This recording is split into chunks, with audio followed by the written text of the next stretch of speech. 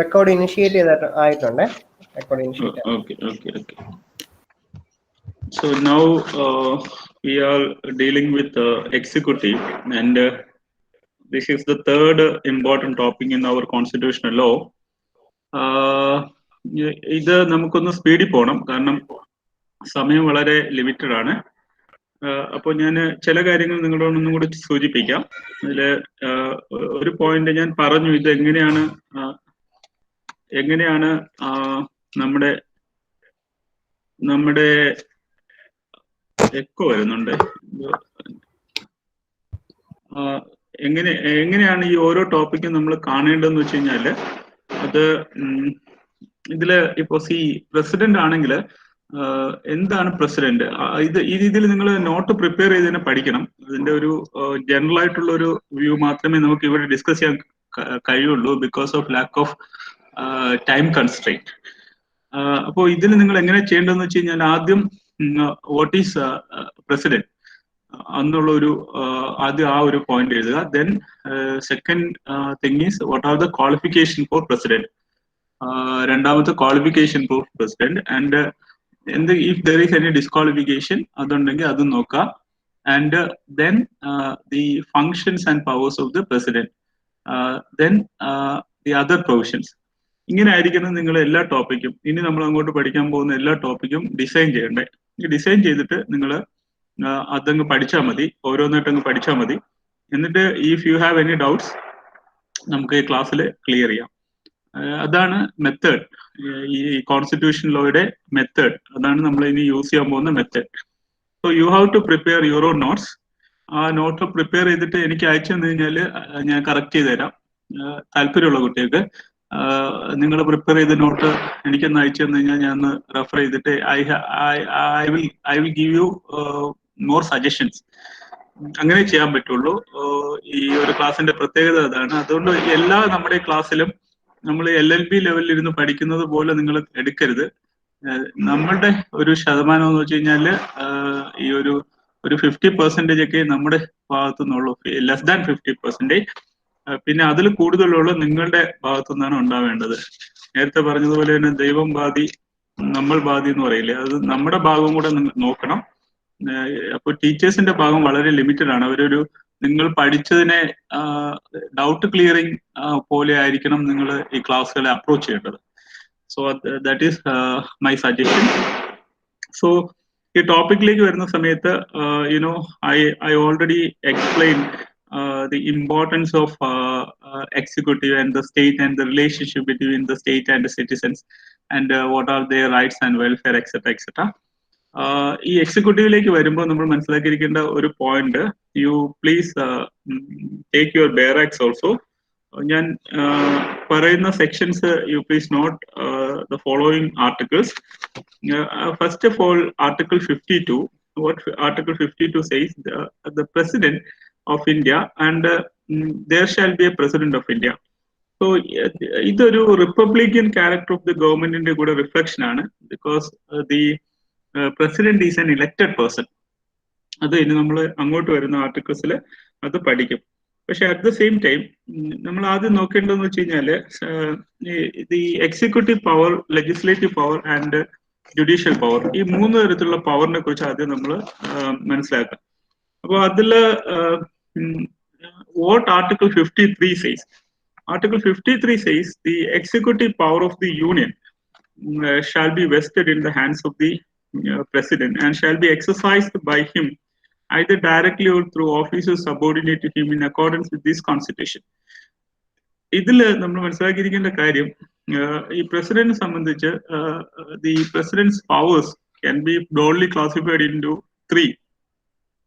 One is the legislative, the executive powers. Second one is the legislative powers, and third one is the judicial and quasi-judicial powers. അപ്പൊ ഇതിൽ എന്താ പറഞ്ഞിട്ടുള്ളതെന്ന് വെച്ച് കഴിഞ്ഞാൽ executive power ആണ്. U please not the point. Executive power of the president ഈ subject to sub delegation. ആ വേർഡാണ് നിങ്ങൾ ഓർത്തിരിക്കേണ്ടത്, സബ്ജക്ട് ടു സബ് ഡെലിഗേഷൻ. ഈ സബ് ഡെലിഗേഷൻ എന്ന് പറഞ്ഞു കഴിഞ്ഞാൽ എക്സിക്യൂട്ടീവിന്റെ അധികാരം ഫർദർ ഡെലിഗേറ്റ് ചെയ്യുന്ന പ്രോസസ്സിനെയാണ് നമ്മൾ സബ് ഡെലിഗേഷൻ എന്ന് പറഞ്ഞിട്ടുള്ളത്. the administrative law, it is also a very important topic. A delegate further delegates. So from Article 53 of Indian Constitution, it is very clear that the executive power of the president is subject to sub-delegation. And അത് ഒരു point. പിന്നെ നമ്മൾ ഈ പ്രസിഡന്റുമായിട്ട് ബന്ധപ്പെട്ട് നോക്കുമ്പോൾ ചില important ആയിട്ടുള്ള articles refer ചെയ്യേണ്ടി വരും. I will explain what are that articles. Article 74 ആണ്. ആർട്ടിക്കിൾ 74. ആൻഡ് ഈ ആർട്ടിക്കിൾ 74 എന്ന് പറയുന്നത് വെച്ച് കഴിഞ്ഞാല് article, U please take article 74. Article 74 പറഞ്ഞിരിക്കുന്നത് വെച്ച് കഴിഞ്ഞാല് I'll read Article 74.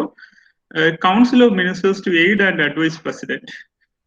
There shall be a Council of Ministers with the Prime Minister at the head to aid and advise the President, who shall, in exercise of his functions, act in accordance with such advice. So, ഈ ഒരു പാരഗ്രാഫിൽ നമ്മൾ അറിഞ്ഞിരിക്കേണ്ട രണ്ട് കാര്യങ്ങൾ. Number 1 എന്ന് വെച്ച് കഴിഞ്ഞാല് the Prime Minister and the Council of Ministers.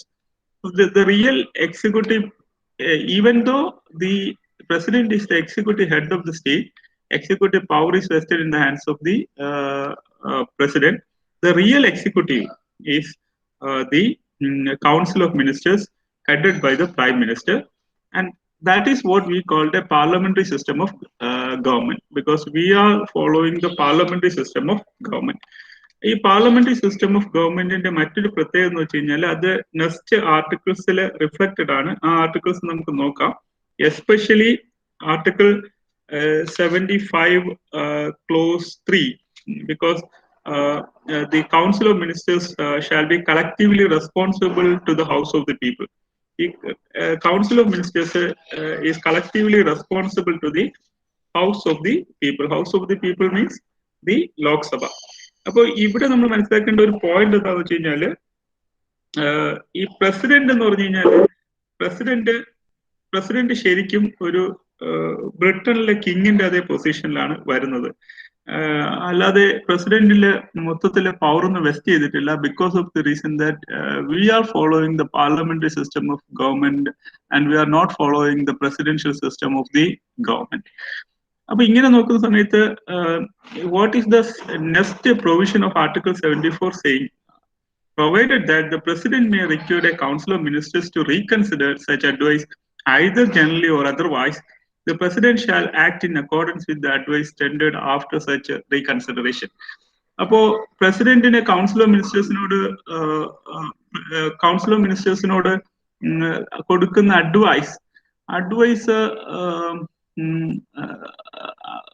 whether the president is bound by that advice, president അത് ബൗണ്ട് ആണോ എന്ന് വെച്ച് കഴിഞ്ഞാല് റീകൺസിഡർ ചെയ്യാൻ പ്രസിഡന്റിന് പറയാം.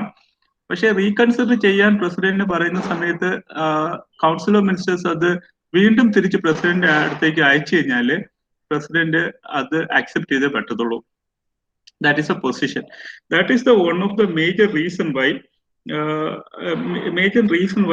we are saying the fact that the prime minister, being the head of the council of ministers, is the real head of the executive, and the president is more or less like a British king. അതാണ് അതിന്റെ യഥാർത്ഥത്തില് ഉള്ള കാര്യം. എന്താ വെച്ച് കഴിഞ്ഞാൽ he is the only formal head of the executive, while the real power are vested in the hands of the prime minister. So this is the most important point as far as the article 53 of Indian Constitution is concerned. അപ്പോൾ നമ്മൾ നോക്കേണ്ട ഒരു കാര്യം, ഈ president എല്ലാ കാര്യങ്ങളും prime മിനിസ്റ്ററിന്റെ advice അനുസരിച്ചാണോ ചെയ്യേണ്ടത് എന്ന് ചോദിച്ചു കഴിഞ്ഞാല് അതിനെന്തെങ്കിലും എക്സെപ്ഷൻ ഉള്ളതായിട്ട് നിങ്ങൾക്ക് അറിയാമോ? എനിക്ക് ചാറ്റ് ബോക്സ് കാണാൻ പറ്റില്ല, അതുകൊണ്ട് ആരെങ്കിലും ഒരാൾ ആൻസർ ചെയ്താൽ മതി. അതായത് 99% of the constitutional function of the president is actually subject to the aid and advice of the council of ministers, as mentioned in article 74 of Indian Constitution. അപ്പൊ ഇതിൽ എന്തെങ്കിലും എക്സെപ്ഷൻ നിങ്ങൾക്ക് കാണാൻ പറ്റുമോ? ഹൗ കൗൺസിൽ ഓഫ് മിനിസ്റ്റേഴ്സിന്റെ advice ഇല്ലാതെ president തീരുമാനം എടുക്കുന്ന സാഹചര്യങ്ങൾ ഉണ്ടോ എന്നുള്ളതാണ്. Because whenever we consider the constitutional function of the President of India, like appointment of Attorney General of the state, appointment of the ministers of the state, or ministers of the union, or appointment of the governor of the state, or the appointment of the um, election commission, and the appointment of the public service commission members, and appointment of the members of National Commission for Scheduled Caste and National Commission for Scheduled Tribes, and even taking many legislative decisions, for example, making any ordinance under Article 123 of Indian Constitution, or in taking a very serious decisions like article which is mentioned in Article 352, or Article 356, or Article 360. The aid and advice of the Council of Ministers are essential, and without an aid and advice of the Council of Ministers, President can't individually take any decision whether that particular function, constitutional function, is executive, legislative, or quasi-judicial. അതിന് എന്തെങ്കിലും exceptions നിങ്ങൾക്ക് പറയാൻ ഉണ്ടോ? എന്തെങ്കിലും any exceptions അങ്ങനെ അല്ലാതെ? Pardoning power of president.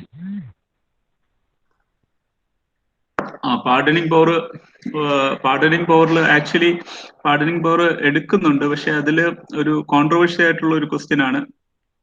അതിൽ പല സാഹചര്യങ്ങളിലും പ്രസിഡന്റ് ഡിസ്ക്രിപ്ഷൻ ആണ് അത് കൗൺസിൽ ഓഫ് മിനിസ്റ്റേഴ്സിലേക്കൊക്കെ വിടുന്നു. കൗൺസിൽ ഓഫ് മിനിസ്റ്റേഴ്സിന്റെ തീരുമാനത്തിലേക്കും പോയിട്ടുണ്ട് പല സാഹചര്യങ്ങളിലും ഡിസ്ക്രിപ്ഷൻ എക്സസൈസ് ചെയ്യുന്ന സമയത്ത്.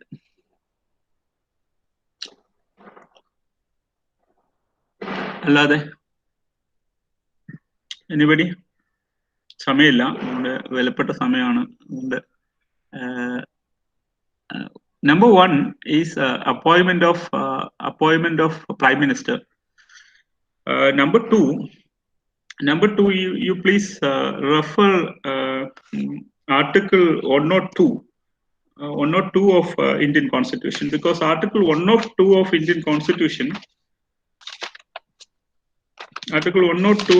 Constitution deals with disqualification for membership. The disqualification for membership of the House of the People and Council of the State, and a person shall be disqualified for being chosen and for being a member of either House of the Parliament. Either House of the Parliament means Parliament consisting of, under Article 79 of the Constitution, consists of President, Council of State, and House of the People. And what is Article 102? Article 102 deals with the disqualification for membership. ഇതില് എന്തൊക്കെയാണ് disqualification എന്ന് വെച്ച് കഴിഞ്ഞാൽ, if he hold any office of profit, and then second one is unsound mind, and third one is undischarged insolvent, and fourth one is not a citizen of India, and voluntarily accepted any citizenship of a foreign state, and if he is disqualified by or under any law made by the Parliament. This is laid down in Article 102 clause 1. ഈ ഡിസ്ക്വാളിഫിക്കേഷനിലെ final തീരുമാനം എടുക്കുന്ന ആരാന്ന് വെച്ച് കഴിഞ്ഞാല് under article 103. You please refer article 103. ഞാനിപ്പോ പറയുന്ന ആർട്ടിക്കിളൊക്കെ may be നിങ്ങൾക്ക് പെട്ടെന്ന് നോക്കാൻ കഴിഞ്ഞു വരില്ല, അല്ലെങ്കിൽ ചിലപ്പോൾ ബെയർ ആക്ട് ഒന്നും കയ്യിലില്ലാത്തവര് ചിലപ്പോൾ അത് ഇപ്പൊ നോക്കാൻ കഴിഞ്ഞൊന്നുമില്ല. But you please note these article first of all, then ഇത് റെഫർ ചെയ്യാം. What is Article 103? Decision on questions to the disqualification of members. If any question arising as to whether a member, either House of the Parliament, has become subject to any of the disqualification mentioned in clause 1 of Article 102, the question shall be referred for the decision of the President, and his decision shall be final. And next point is clause 2. Before giving any decision on any such questions, the President shall obtain an opinion of the Election Commission, not the Council of Ministers, Election Commission, Central Election Commission, and act according to such opinion.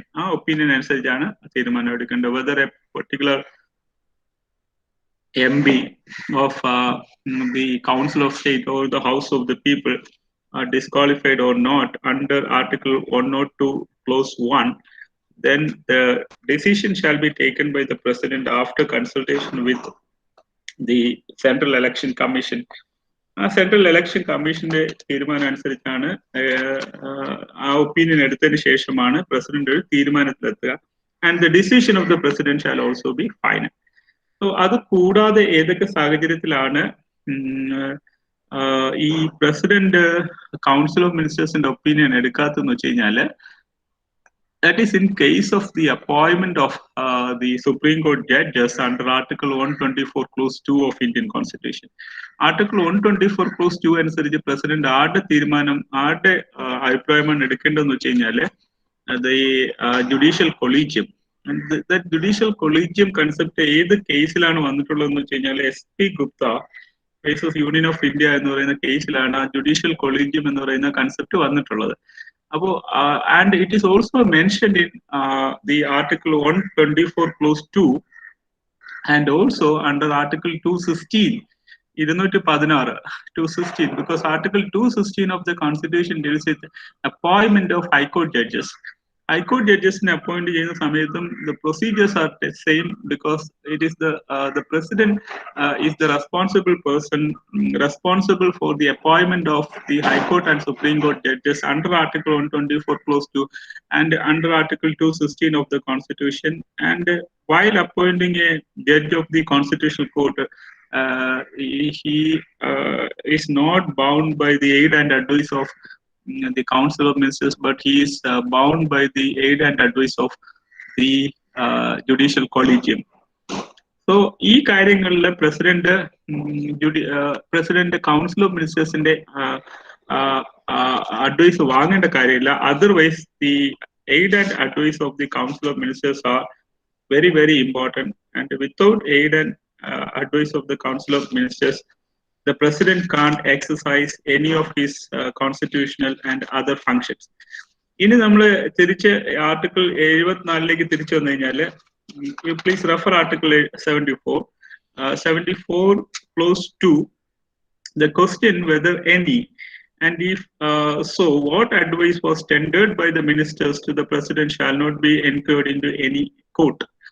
So you please note the point is shall not be incurred into any court, which means this particular subclause of Article 74 impose a limitation on judicial decision making on the part of the judicial system, because of the reason that in some specific areas of the Indian Constitution impose such limitation on judicial decision making, even though the judicial decision making, which is we normally call the judicial review, which has been mentioned in Article 13, Article 32 and Article 226 of Indian Constitution, are the basic structure of Indian Constitution. അപ്പോൾ Indian കോൺസ്റ്റിറ്റ്യൂഷന്റെ basic structure ആണ് judicial review എങ്കിൽ പോലും ചില particular ആയിട്ടുള്ള പ്രൊവിഷനിൽ ജുഡീഷ്യറിക്ക് interfere ചെയ്യാൻ പാടില്ല എന്ന് പറയുന്നു. സോ ആ ജുഡീഷ്യറിക്ക് ഇന്റർഫിയർ ചെയ്യാൻ പാടില്ല എന്ന് പറയുന്ന areas you have to write separately. അങ്ങനെ സെപ്പറേറ്റ് ആയിട്ട് എഴുതുന്ന സമയത്ത് എഴുതാൻ പറ്റുന്ന ഒരു പ്രൊവിഷനാണ് ഈ 74 Clause 2. പ്രസിഡന്റിന് എന്ത് അഡ്വൈസ് ആണ് കൊടുത്തത് എന്ന് ഉള്ള കാര്യം ചോദിക്കാനുള്ള അധികാരം നമ്മുടെ രാജ്യത്തെ കോടതികൾക്കൊന്നും ഇല്ല. ഇതല്ലാതെ ഒരു സാഹചര്യം ഒന്ന് പറയാമോ? ഏതെങ്കിലും ഒരു പോയിന്റ്, ഈ judicial limitation on judicial decision making which has been imposed by the Constitution provisions?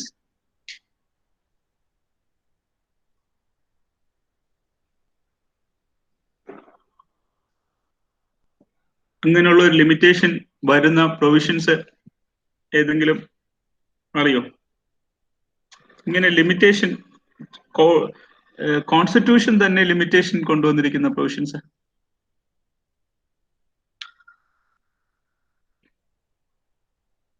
Any provisions? അതായത് ആ പർട്ടിക്കുലർ മാറ്ററിൽ ജുഡീഷ്യറിക്ക് ഇന്റർഫിയർ ചെയ്യാൻ പാടില്ല. രണ്ട് ആൻസറും പറയാം കേട്ടോ, അറിയാമെന്നും പറയാം, അറിയില്ലെന്ന് പറയാം. എനിക്ക് കാണാൻ പറ്റാത്തതുകൊണ്ട് മറ്റേതാകുമ്പോൾ ചാറ്റിൽ നമുക്ക് അറിയാൻ പറ്റുമായിരുന്നു. അപ്പോൾ ഇങ്ങനെ അപ്പൊ ഞാൻ അത് പറയാം. അതെന്ന് വെച്ച് കഴിഞ്ഞാൽ ഒന്ന് ആർട്ടിക്കിൾ 122 അതും limitation on judicial decision making ആണ്. ആൻഡ് ഓൾസോ ആർട്ടിക്കിൾ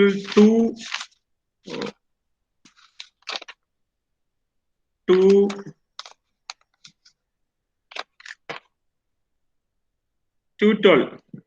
Article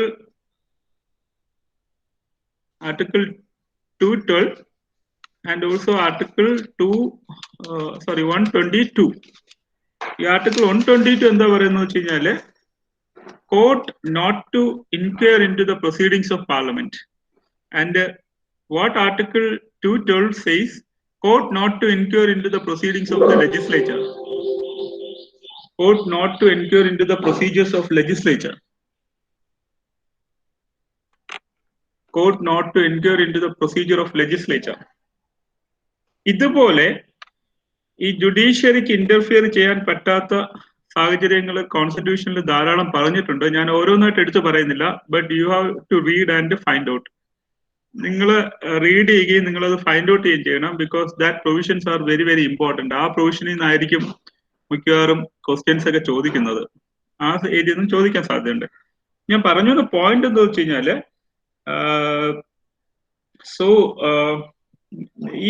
ഈ point, these points are very important. The relationship between the president and the council of ministers are very important, because ഞാൻ നേരത്തെ പറഞ്ഞ പോലെ തന്നെ president is a normal head and the real executive power is vested in the hands of the council of ministers. Both are part of union executive. And in UN Roe versus Indira Gandhi, in this particular case, this case was reported in 1971. And in this particular case, the Honorable Supreme Court has clearly laid down that the Council of Ministers is the actual control of both executive and the legislative functions. The Council of Ministers is a real control of that is in legislative and executive process, because MB ആണ് minister ആവുന്നത്. അപ്പോൾ സ്വാഭാവികമായിട്ടും അവർക്ക് രണ്ടുപേർക്കും ഈ legislative പ്രോസസ്സിലും executive പ്രോസസ്സിലും absolute control ഉണ്ട്. And by reading together Article 74 clause 1 with Article 75 clause 2 and Article 75 clause 3. So you please note these articles. Article 74 clause 1 with Article 75 clause 2 and Article 75 clause 3. It will become evident that the President cannot exercise executive power without the aid and advice of the Council of Ministers. And the exceptions are ഞാൻ പറഞ്ഞത്. Exceptions are laid down in article in the case of appointment of the Prime Minister, and which is mentioned in Article 103, which is mentioned in Article 124 clause 2, and which is mentioned in Article 216.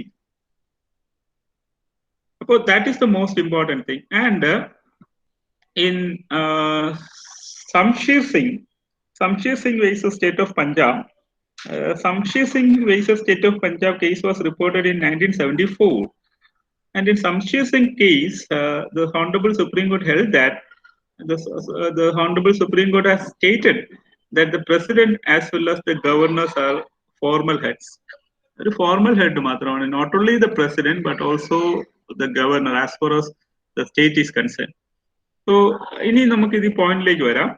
ഈ point എന്താ പറയുന്നത് വെച്ച് കഴിഞ്ഞാല് the President is the supreme head of the supreme commandant of the defense forces of India. So ഇതാണ് Article 53 മറ്റ് ആർട്ടിക്കിൾസും തമ്മിലുള്ള relationship. And when we are considering Article 54, Article 54ലേക്ക് വരുന്ന സമയത്ത് നമ്മൾ മനസ്സിലാക്കേണ്ട കാര്യം, election of the president.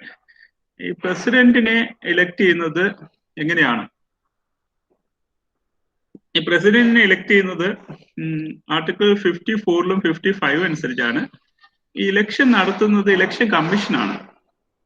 U know under which article of Indian constitution, ഏത് ആർട്ടിക്കിളാണ് ഇതിനുള്ള അധികാരം ഇലക്ഷൻ കമ്മീഷൻ ഉണ്ടെന്ന് പറയുന്നത്? നിങ്ങൾ അറിയോ?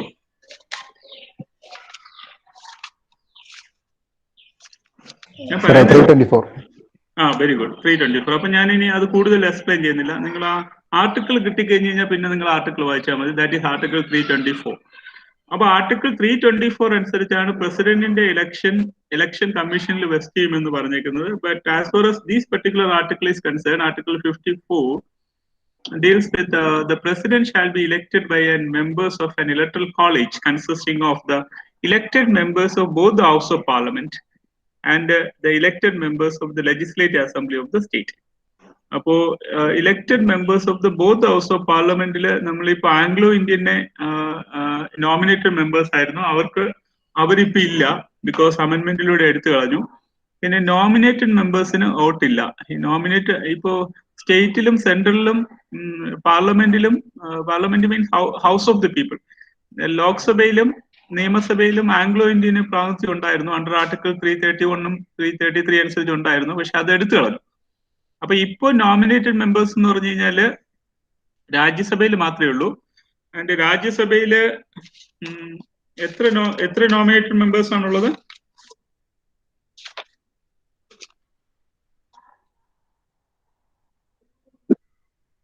ഈ കാണാൻ പറ്റില്ല കേട്ടോ, ഒരു ബ്ലിങ്ക് ചെയ്യുന്ന ഒരു സൗണ്ട് മാത്രമേ കേട്ടുള്ളൂ. പറഞ്ഞാൽ മതി.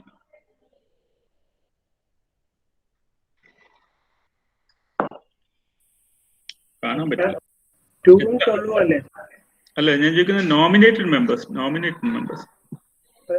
പ്രസിഡന്റിനെ നോമിനേറ്റ് ചെയ്യാൻ പറ്റുന്ന മെമ്പേഴ്സ് അല്ല, അത് ആരും ആകട്ടെ, എനിക്ക് അറിയേണ്ട നമ്പർ മാത്രം. ക്വസ്റ്റ്യൻ സ്പെസിഫിക് ആണ്. എത്ര മെമ്പേഴ്സിനെ നോമിനേറ്റ് ചെയ്യാം? 14, sir. The right answer is 12 members under Article 80. That is composition of Council of State. The Council of State shall consist of 12 members to be nominated by the President in accordance with the provisions of Clause 3. Clause 3 എന്ന് പറയുന്നത് വെച്ച് കഴിഞ്ഞാൽ the members to be nominated by the President under subclause A of Clause 1 shall consist of person having special knowledge and practical experience in respect of such matters as the following, namely literature, science, art and social service. ഈ 4 point is very important. Literature, science, arts and social science. ഈ social സർവീസിൽ നിന്നും ലിറ്ററേച്ചറിൽ നിന്നും ആർട്സിൽ നിന്നും സയൻസിൽ നിന്നും വരുന്ന 12 മെമ്പേഴ്സിനെയാണ് nominate ചെയ്യാനായിട്ടുള്ള അധികാരം പ്രസിഡന്റിനുള്ളത്. And not more than 238 representatives of the state and union territories. അങ്ങനെ എല്ലാവരും കൂടെ ചേർത്ത് 250 മെമ്പേഴ്സ് ആണ് കൗൺസിൽ ഓഫ് സ്റ്റേറ്റിൽ ഉള്ളത്. അതില് 238 ആൾക്കാർക്ക് വോട്ടുണ്ട്. But 12 nominated members are concern. They have no vote because of the reason that they are nominated members. ഇനി നമ്മൾ തിരിച്ച് ഇതിലേക്ക് വരുന്ന സമയത്ത് അതാണ് ഈ ഒരു ഇതില് മനസ്സിലാക്കിയിരിക്കേണ്ടത്. ആർട്ടിക്കിൾ 54 ഓർത്തിരിക്കേണ്ടത് there is some connection between some other article like Article 324 and Article 80 nominated മെമ്പേഴ്സിന്റെ എണ്ണം നമുക്ക് മനസ്സിലാവും. And the manner of the election is also very important, because what is the manner of the election? The manner of the election is the system of proportional representation by means of single transferable vote by secret ballot, and the votings of such election shall be on secret ballot. ഇതിലൊന്നും ഞാൻ കൂടുതലായിട്ട് explain ചെയ്യേണ്ട കാര്യമില്ല. And the term of the office of the president, and the president shall hold office for a term of 5 years. So that is also very important.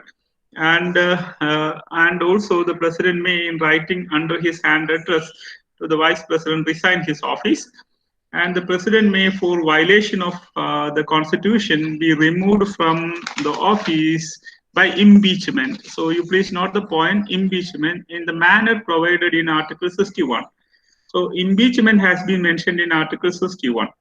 ഇപ്പൊ 3 രീതിയിലാണ് പ്രസിഡന്റിന്റെ office vacant ആവുന്നത്. One is after the term, completion of the term. രണ്ടാമത് before the completion of a term, by way of resignation or by way of impeachment. So it is very simple. ഇനി വരുന്നൊരു point എന്താണെന്ന് വെച്ച് കഴിഞ്ഞാൽ eligibility for re-election. It is mentioned in Article 57 also. And a person who hold or who has held office as president shall, subject to the other provisions of this constitution, be eligible for re-election to that office. ഇത് first president കേസിൽ അങ്ങനെ re elect ചെയ്തിട്ടുണ്ട്. പിന്നെ അതിനുശേഷം വേറെ ആരും re elect ചെയ്തിട്ടില്ല. So that is Article 57. And what are the qualifications for election as president? These are the qualifications. Number one is no person shall be eligible for the election as the president unless number one is he is a citizen of India and has completed the age of 35 years and is qualified for election as a member of the House of the People. And office of profit ആവാനും പാടില്ല. A person shall not be eligible for election as a president if he hold any office of profit. So what are the qualifications for election as a member of the House of the People, which is mentioned in Article 84? Because Article 84, you please note that Article 84 of the Constitution deals with the title of Article 84 is the qualification for membership of Parliament. A person shall not be qualified to be chosen to fill the seat of Parliament unless he is a citizen of India, and also in the case of Council of State, not less than 30 years, and in the case of House of the People, not less than 25 years, and possess such other qualification as may be prescribed in this behalf or under any law made by the Parliament. അപ്പോൾ parliament കൊണ്ടുവരുന്ന നിയമത്തിന് അനുസരിച്ച് qualification വീണ്ടും fix ചെയ്യാം.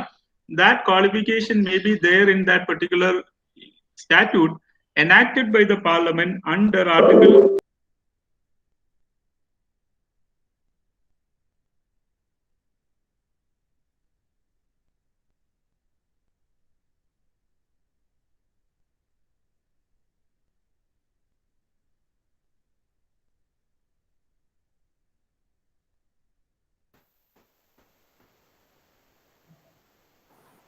സബി സാറേ,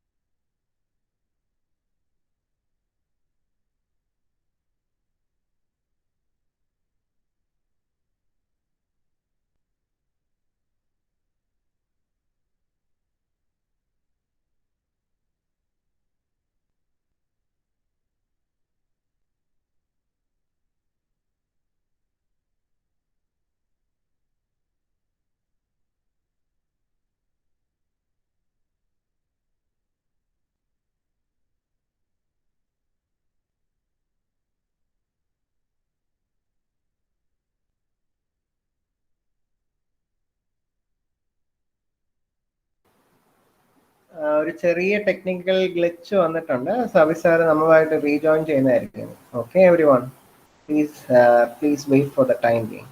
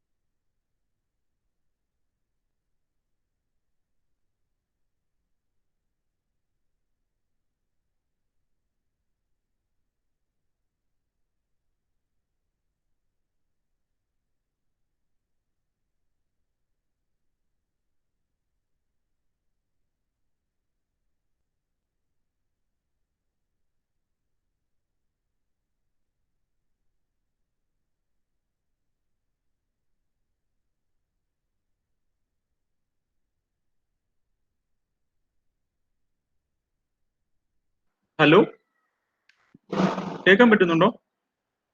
sir audible ആണ്, audible ആണ്. Audible ആണ്. എന്റെ ലാപ്ടോപ്പ് പെട്ടെന്ന് ഓഫ് ആയി പോയി കേട്ടോ.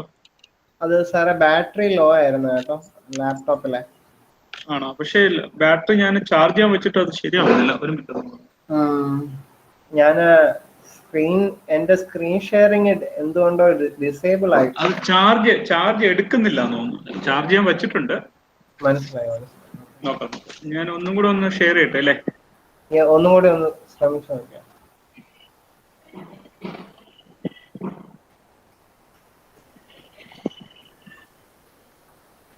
സാറിന്റെ സ്ക്രീൻ വ്യൂ വിസിബിൾ ആണല്ലോ അല്ലേ? കാണാം.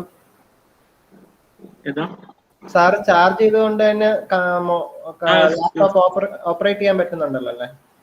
ചാർജ് കയറുന്നുണ്ടോന്ന് എനിക്കൊരു സംശയമുണ്ട്. മനസ്സിലായി. സാർ ഒന്ന് ഓൺ ചെയ്ത് ഒന്നും കൂടി ഒന്ന് പ്രസന്റ് ചെയ്ത്. അല്ല, ഞാൻ നോക്കട്ടെ.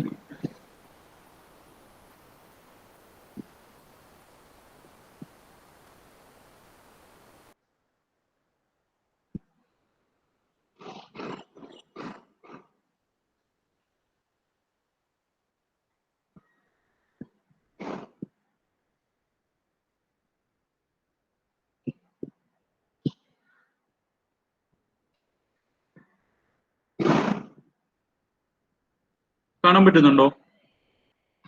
അതെ സാർ, വിസിബിൾ ആണ്. പവർ പോയിന്റ് കാണാമല്ലോ അല്ലേ? സർ, ഓക്കെ ആണ്. ബാറ്ററി ചാർജ് ആവുന്നുണ്ട് സാറേ? ഉണ്ടല്ലേ? ഓക്കെ. സോ ഞാൻ ഏത് ആർട്ടിക്കിളിലാണ് ഒരു ബാക്ക് പോകണം അല്ലേ? സോ ഞാൻ പറഞ്ഞു വന്ന പോയിന്റ് എന്താണെന്ന് വെച്ച് കഴിഞ്ഞാല്, ഈ qualification for election of the president. Okay, ഈ ക്വാളിഫിക്കേഷനെ കുറിച്ച് 84 പറഞ്ഞിട്ടുള്ളത്. ആ 84 അനുസരിച്ച് ഉള്ള ക്വാളിഫിക്കേഷൻ വേണം. 84 അനുസരിച്ചുള്ള ക്വാളിഫിക്കേഷൻ ആണ് വേണ്ടത്. ആ ഹൗസ് ഓഫ് ദ പീപ്പിളിന് വേണ്ട ക്വാളിഫിക്കേഷൻ ആണ് വേണ്ടത്. So Article 84 prescribes that to be an election to the Lok Sabha, a person must be a citizen of India and must possess such other qualification as may be prescribed by or under any law made by the parliament. അങ്ങനെ കൊണ്ടുവന്നിരിക്കുന്ന ഒരു നിയമമാണ് the Right to Representation Act. Right to Representation Act ന്റെ constitutional source ഏതാണെന്ന് വെച്ച് കഴിഞ്ഞാൽ it is Article 84 subclause C. 84 സബ്ക്ലോസ് C അനുസരിച്ച് വന്നിരിക്കുന്ന നിയമം അനുസരിച്ച് ഉള്ള ക്വാളിഫിക്കേഷനും ഉണ്ടായിരിക്കണം പ്രസിഡന്റിനെ എലക്ട് ചെയ്യുന്ന സമയത്ത്. ആൻഡ് അനദർ പോയിന്റ് ഈസ്, അടുത്ത ആർട്ടിക്കിൾ എന്താണ് പറയുന്നത് നോക്കാം. And the oath or affirmation by the president. Oath ഒരു പ്രതിജ്ഞ എടുത്തിരിക്കണം. അത് എല്ലാ കോൺസ്റ്റിറ്റ്യൂഷണൽ പോസ്റ്റിലും അത് എടുക്കേണ്ടതാണ്. അപ്പോൾ ഇതില് പ്രസിഡന്റ് എടുക്കേണ്ടത് ഈ ആർട്ടിക്കിൾ 60 പറഞ്ഞേക്കുന്നത് every president or every person acting as a president or discharging the function of the president shall before entering upon his office make a subscribe in the presence of a Chief Justice of India or in his absence a senior most judge of the Supreme Court. ഇവരുടെ മുന്നിലാണ് പ്രതിജ്ഞ എടുക്കേണ്ടത്. ഇതൊരു chief ജസ്റ്റിസിന്റെ function കൂടെ വരുന്നുണ്ട്, സത്യപ്രതിജ്ഞ ചൊല്ലിക്കൊടുക്കുന്നത്. അത് actually it is not a judicial function, but it is an executive function. Judge ചെയ്യുന്ന ഒരു എക്സിക്യൂട്ടീവ് ഫംഗ്ഷൻ ആണ്, അല്ലെങ്കിൽ it is not a judicial function. അതുകൊണ്ട് these function can be subject to sub delegation. എന്ന് വെച്ച് കഴിഞ്ഞാൽ ചീഫ് ജസ്റ്റിസ് ഇല്ല എന്നുണ്ടെങ്കിൽ ചീഫ് ജസ്റ്റിസിന് ഈ അധികാരം വേറൊരു ജഡ്ജിന് ട്രാൻസ്ഫർ ചെയ്ത് കൊടുക്കാം. That is one point. And another important point is, ഇതൊരു ക്വസ്റ്റ്യനും കൂടെ വന്നു when at the time of constitutional debate. കാരണം India is a republic. So first of all, so at the time of commencement of the constitution, as you know, the preamble of the constitution of India declared India as a sovereign democratic republic. അപ്പൊ അങ്ങനെ declare ചെയ്ത സമയത്ത് the meaning of democracy and republic. അപ്പോ ഇന്ത്യയും പാകിസ്ഥാനും തമ്മിലുള്ള fundamental ആയിട്ടുള്ള difference എന്ന് വെച്ച് കഴിഞ്ഞാൽ അവരുടെ രാജ്യത്തെ കോൺസ്റ്റിറ്റ്യൂഷൻ എസ്റ്റാബ്ലിഷ് ചെയ്തിരിക്കുന്നത് in the name of God. But in India, our constitution has established in the name of the people of India.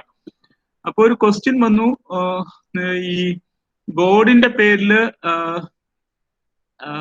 സത്യപ്രതിജ്ഞ എടുക്കുന്നത് president, especially president, because president is an elected person. അങ്ങനെ elected person ആണ് president. That is the meaning of republic.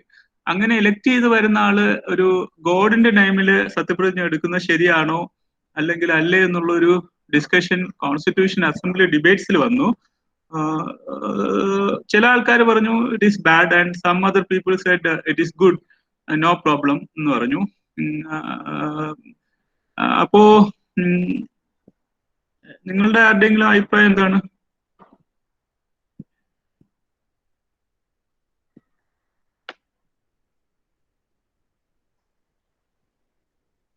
Okay, so അതിന് അംബേദ്കറിന്റെ ഒരു view പറഞ്ഞു. That he explained in the Constituent Assembly debate is a very interesting point, because regarding this particular article, Article 60, അതിൽ അംബേദ്കർ എന്താ പറഞ്ഞതെന്ന് വെച്ച് കഴിഞ്ഞാല്, if the president think that God is a mentor, if the president thinks that the God is a mentor and that unless he takes an oath in the name of God, he will not prove to the duties he assumed, I think we ought to give him the liberty to swear in the name of God. So if the president thinks that the God is a mentor and that unless he takes an oath in the name of the God, he will not be true. That word is also very important. He will not be true to the duties he assumed. I think means according to Ambedkar, we ought to give him the liberty to swear in the name of God, even though India is a republic. And he is a person who is elected by the people of India indirectly. In that electoral college, we can see atheist and theist. So, and if there is another person, if there is another person with God is not his mentor. In ആദ്യത്തെ കേസിൽ God is the mentor of that person. എന്നാൽ ദൈവത്തിന്റെ പേരിൽ അയാൾ എടുക്കട്ടെ, because അയാൾക്ക് അല്ലാതെ സത്യത്തോടു കൂടി സത്യത്തില് ഈ കാര്യങ്ങളെല്ലാം ചെയ്യാൻ കഴിയില്ല എന്ന് അവർക്ക് ഉറപ്പുണ്ട്. ഗോഡ് മെന്റർ ആണെന്നുണ്ടെങ്കിൽ അയാൾ അയാളുടെ പേര് ഗോഡിന്റെ പേര് തന്നെ ചെയ്തോട്ടെ. But at the same time, if the God is not his mentor, we ought to give him the liberty to affirm and carry on the duties on the basis of that affirmation. So this is a very classical statement, one of the classical statements that Ambedkar made in the Constituent Assembly with regard to the oath and affirmation of the president is concerned. So that is very relevant as far as Article 60 is concerned. And ഈ ഒരു ചില കേസുകളൊക്കെ ഇതുമായിട്ട് ബന്ധപ്പെട്ടുള്ളതല്ല. ഞാനിത് നിങ്ങൾക്ക് mention ചെയ്തത് നേരത്തെ, അതായത് അന്ന് ഞാൻ പ്രിപ്പയർ ചെയ്യുന്ന സമയത്ത് പ്രീവിയസ് ക്ലാസ് ഒന്ന് ഓർക്കാൻ വേണ്ടിയിട്ട് ഉണ്ടായിരുന്നതാണ്. But you please note these cases. ഈ കേസസ് എല്ലാം ഒരു particular Indian കോൺസ്റ്റിറ്റ്യൂഷന്റെ ആർട്ടിക്കിളുമായിട്ട് ബന്ധപ്പെട്ടുള്ളതാണ്.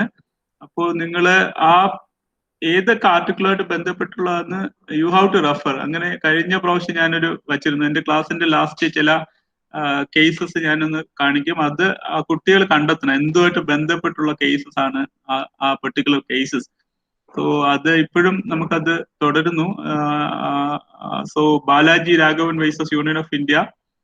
So you please refer that case, which article and which right is established under this case.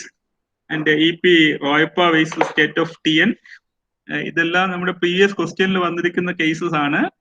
And air India versus Nargesh Misra and CB Muthamma versus Union of India, and also MC Mehta versus Kamal Nath. ഇതിൽ ഞാനിപ്പോ vice പ്രസിഡന്റിലേക്ക് പോകുന്നതിന് മുമ്പേ I will also explain some of the provisions of president. ആ പ്രസിഡന്റിന്റെ പ്രൊവിഷനിൽ നമ്മൾ അടുത്ത important ആയിട്ട് നോക്കി വെക്കേണ്ട ഒരു provision is the impeachment of the president. അതിനു മുമ്പേ വേറൊരു പോയിന്റ്, ഒരു U please not the another important case, Delhi Law Act case. Delhi Law Act case ഉണ്ടായിരുന്നു. That case was reported in 1951. ഈ കേസിൽ കോടതി എന്ത് പറഞ്ഞു എന്ന് വെച്ച് കഴിഞ്ഞാല് the supreme court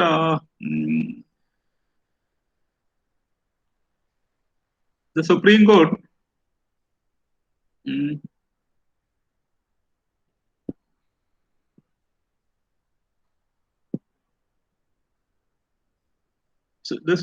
held that ഈ കേസിലാണ് നമ്മുടെ ഒരു ഡിസ്റ്റിങ്ഷൻ കൊണ്ടുവന്നതാണ്. അതായത് what is executive function and what is other function. ഞാൻ നേരത്തെ തന്നെ പറഞ്ഞു, പ്രസിഡന്റിന്റെ ആർട്ടിക്കിൾ 53 ആയിട്ട് ബന്ധപ്പെട്ട് ഫംഗ്ഷൻ പറഞ്ഞപ്പോൾ ഞാൻ പറഞ്ഞു അത് എക്സിക്യൂട്ടീവ് ഫംഗ്ഷൻ ഉണ്ട്. Executive function can be subject to sub delegation and judicial അല്ലെങ്കിൽ മറ്റു ഫംഗ്ഷനിൽ ആ സബ് ഡെലിഗേഷൻ പോസിബിൾ അല്ല. ലെജിസ്ലേറ്റീവ് ഫംഗ്ഷനിലും സബ് ഡെലിഗേഷൻ പോസിബിൾ അല്ല. അപ്പോൾ ഇതിൽ എന്താണ് what is executive function and what is legislative function എന്നുള്ള ഒരു ഡിസ്റ്റിങ്ഷൻ കൊണ്ടുവന്ന കേസാണ് the Delhi law act case. This case was also a very important case. ഇതും നമ്മുടെ മുൻപ് ഉള്ള ക്വസ്റ്റ്യൻ പേപ്പറിൽ ചോദിച്ചിട്ടുള്ള കേസാണ്.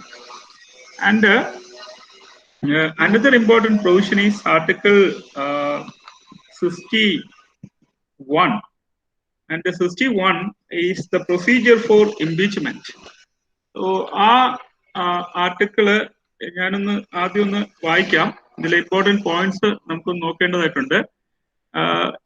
ഇതില് എന്താണ് പറഞ്ഞു വെച്ച് കഴിഞ്ഞാല് പ്രസിഡന്റിനെ നമുക്ക് ഇംപീച്ച് ചെയ്യാൻ പറ്റും. And it is also mentioned in the previous article. ഇപ്പൊ ഇംപീച്ച്മെന്റിലൂടെയാണ് പ്രസിഡന്റിനെ പുറത്താക്കുന്നത്. The procedure for impeachment has been mentioned in article 61. The procedure is very simple because Article 61 is concerned, it has 4 subclauses. അതില് clause 1 എന്ന് പറയുന്നത് വെച്ച് കഴിഞ്ഞാല് when a president is to be impeached for violation of constitution. So what is the ground for impeachment? The ground for impeachment is the violation of the constitution, and in charge shall be preferred in the either house of the parliament. So that is the second important point that you have to note in this particular clause. That is, the charge shall be preferred by either house of the parliament. Either house of the parliament means the council of state or the house of the people. And what is clause 2? No such charge shall be preferred unless the proposal to prefer such charge is contained in a resolution. It has been moved after at least 14 days. So you please note the date, days, 14 days. Notice in writing signed by not less than 1/4 of the total number of members. So you please note 1/4 of the total number of members of the house has been given and their intention to move the resolution. ആ resolution move ചെയ്യണമെന്നുണ്ടെങ്കിൽ എന്താണ് condition? That is mentioned in article 61 clause 2 subclause small a. And what is article 61 clause 2 subclause b says? Such a resolution has been passed by the majority of not less than 2/3. So അതാണ് ആ resolution pass ആക്കേണ്ടത് 2/3 മെജോറിറ്റിയിലാണ്. So you please note 2/3 majority of the house. എന്നിട്ട് when a charge has been so preferred by either house of the parliament, the other house, so that is also very important, the other house shall investigate the charges and cause the charges to be investigated, and the president shall have the right to appear and to represent at such investigation. Normally president is not answerable even before any court, which has been mentioned in Article 361. Article 361. So what is Article 361? Is the privileges of the president and the governors. പക്ഷേ president personally വന്ന് answerable ആവുന്നത് എവിടെയെന്ന് വെച്ച് കഴിഞ്ഞാല് പാർലമെന്റിന്റെ ഏതെങ്കിലും ഒരു സഭയിലാണ്. ആ സഭ അതിൽ ഇൻവെസ്റ്റിഗേഷൻ നടത്തുന്ന സഭയായിരിക്കും. അത് ഇനിഷ്യേറ്റ് ചെയ്ത സഭ ആവില്ല. ഇനിഷ്യേറ്റ് ചെയ്ത സഭ ആ ഒരു ഫെയർനെസ്സിന് വേണ്ടിയിട്ട് മറ്റു സഭയിലേക്ക് ഇതിന്റെ ഇൻവെസ്റ്റിഗേഷൻ നടത്താൻ പറയും. ആ ഇൻവെസ്റ്റിഗേഷൻ നടത്തുന്ന സമയത്ത് the president can appear before that house and he can explain his innocence.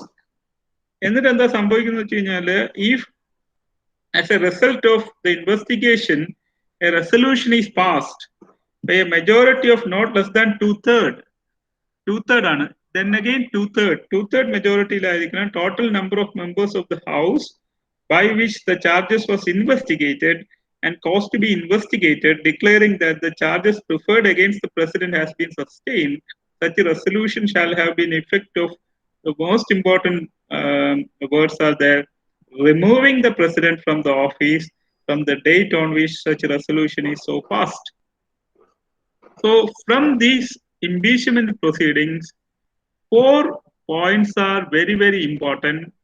That 4 points mentioned in these subclauses, clause 1 to clause 4, are firstly, the motion for impeachment may be initiated in either house of the parliament, either in the council of state or in the house of the people.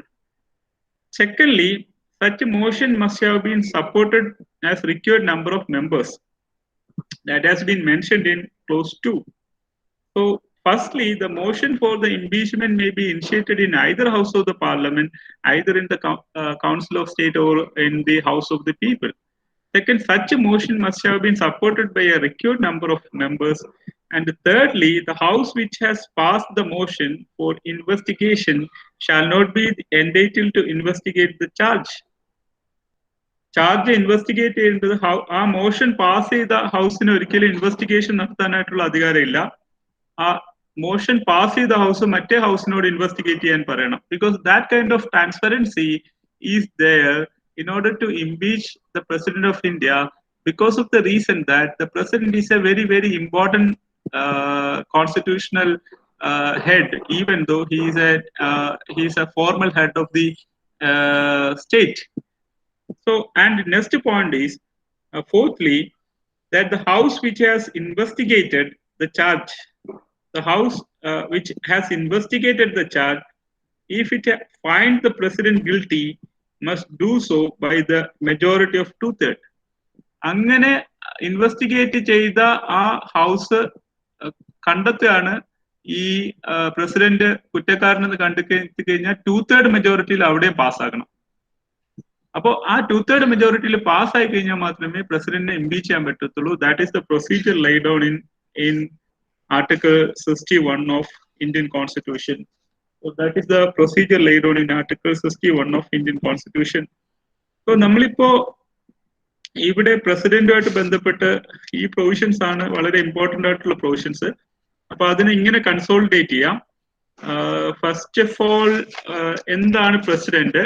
ഇനിയും ധാരാളം സ്ഥലങ്ങളിൽ president വരുന്നുണ്ട്. നമ്മളിപ്പോ പ്രസിഡന്റിനെ ഇവിടെ മാത്രം ഒതുക്കി നിർത്താൻ പറ്റുന്ന ആളല്ല. പ്രസിഡന്റ് നമ്മള് കൗൺസിൽ ഓഫ് മിനിസ്റ്റേഴ്സിനെ കുറിച്ച് പഠിക്കുമ്പോൾ പ്രസിഡന്റ് വരുന്നു. പാർലമെന്റിനെ കുറിച്ച് പഠിക്കുമ്പോൾ പ്രസിഡന്റ് വരുന്നു. ബിക്കോസ് പാർലമെന്റിനെ കുറിച്ച് പഠിക്കുമ്പോൾ ധാരാളം പ്രൊവിഷനിൽ പ്രസിഡന്റ് വരുന്നു. Because president is also part of the parliament under article 79 of the constitution, because 79 of the constitution saying that there shall be a parliament for the union and which shall consist of the president and two houses known as the council of state and the house of the people. പിന്നെ അങ്ങോട്ട് നോക്കി കഴിഞ്ഞു കഴിഞ്ഞാല് ഈ houses വിളിക്കാനായിട്ടുള്ള അധികാരം president ആണ്. That is laid on in section 85. Sessions of the parliament and prorogation and dissolution, that is laid on in 85. 86 president അധികാരമാണ്. Right to president to address and send message to house, വീണ്ടും president അധികാരമാണ്. 87 special address by the president. ഇതുപോലെ തന്നെ then president പിന്നെ വരുന്നു മണി ബില്ലുമായിട്ട് ബന്ധപ്പെട്ടുള്ള കാര്യങ്ങള്. ഒരു ബില്ല് പാസ്സാവണമെന്നുണ്ടെങ്കിൽ പ്രസിഡന്റ് അസന്റ് വേണം. അങ്ങനെയുള്ള കാര്യങ്ങളിൽ പിന്നെ 107, 108, 109 ആ ഏരിയയിലെല്ലാം വീണ്ടും പ്രസിഡന്റ് വരുന്നു. ദെൻ പ്രസിഡന്റിന്റെ ordinance making power is also a very important power vested in the hands of the president under article 230. അതുകൂടാതെ തന്നെ പാർഡൺ കൊടുക്കാനായിട്ടുള്ള അധികാരം പ്രസിഡന്റിന്റെ ഏറ്റവും ഇമ്പോർട്ടന്റ് ആയിട്ടുള്ള ഒരു അധികാരമാണ്. That is mentioned in article 72. Article 72 പ്രസിഡന്റിന്റെ ഇലക്ഷനുമായിട്ട് ബന്ധപ്പെട്ട് ഒരു ഡിസ്പ്യൂട്ട് വന്നു കഴിഞ്ഞാൽ അത് എവിടെയാ തീരുമാനിക്കേണ്ടതെന്നുള്ളത് it is also a very important question. And the jurisdiction, original jurisdiction is vested in the hands of the Honorable Supreme Court of India, and that is mentioned in Article 71 of Indian Constitution. And the decision of the Supreme Court of India shall be final, and it has been mentioned in Article 71. And there are so many famous cases mentioned in Article 71. The Care versus Union of India എന്ന് പറഞ്ഞ case ഉൾപ്പെടെയുള്ള cases ഉണ്ട്. And it is one of the original jurisdiction of the Supreme Court.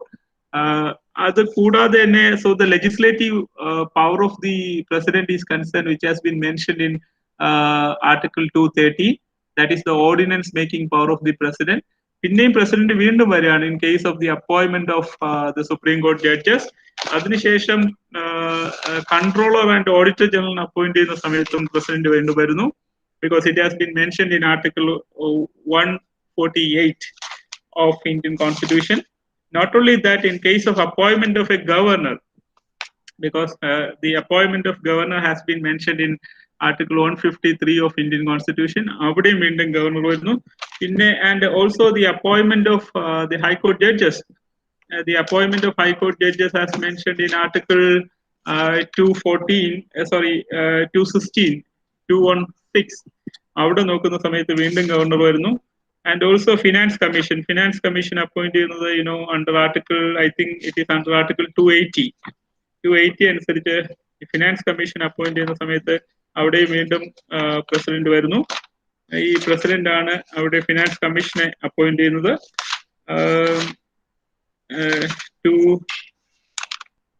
280, yes, Finance Commission. The President shall appoint the Finance Commission. And പിന്നെ അങ്ങോട്ട് നോക്കിക്കഴിഞ്ഞ് കഴിഞ്ഞാൽ in case of the appointment of the chairman and members of the Union Public Service Commission, and the chairman and members of the Joint Public Service Commission, and Election Commission, and also the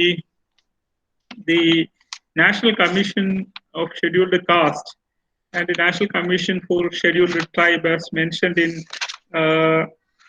in Article 338 and Article 338 capital A, because Article 338 deals with the National Commission for Scheduled Caste, and Article 338 capital A deals with the National Commission for Scheduled Tribes. പിന്നെ വളരെ important ആയിട്ടുള്ള കേസിലെല്ലാം പ്രസിഡന്റിനെ നമ്മൾ വീണ്ടും പഠിക്കും. For example, in case of declaration of national emergency, and very importantly under Article 356, declaration of proclamation of state emergency, and also financial emergency, yet it is not declared, but where also the president is also a great role to play. And also in case of suspension of fundamental rights during emergency സമയത്ത് fundamental right suspend ചെയ്യാനായിട്ടുള്ള അധികാരവും president ആണ് under article 359 of Indian constitution. So പ്രസിഡന്റിന്റെ role വളരെ വളരെ detailed റോളാണുള്ളത്. So ഇത്രയും കാര്യങ്ങൾ ഞാൻ ഈ പറഞ്ഞ provisions, U refer all these articles. All these articles are very, very important as far as the President of India is concerned.